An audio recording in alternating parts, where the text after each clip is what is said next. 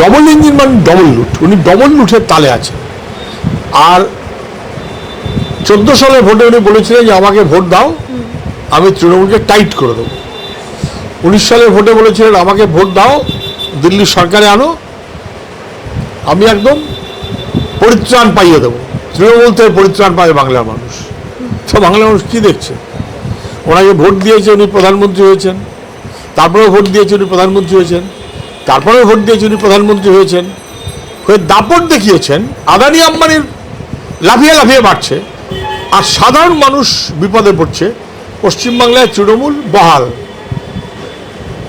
এই যে ধরা যাক চিটফান্ড, তৃণমূলের নেতা মন্ত্রীরা জড়িয়ে আছে, কিছু অ্যাকশন নিয়েছেন না। নারদকাণ্ড, হাতে হাতে টাকা নিয়েছিল তৃণমূলের নেতারা, ওরাই অভিযোগ করেছিলেন, বিজেপি কোনো অ্যাকশন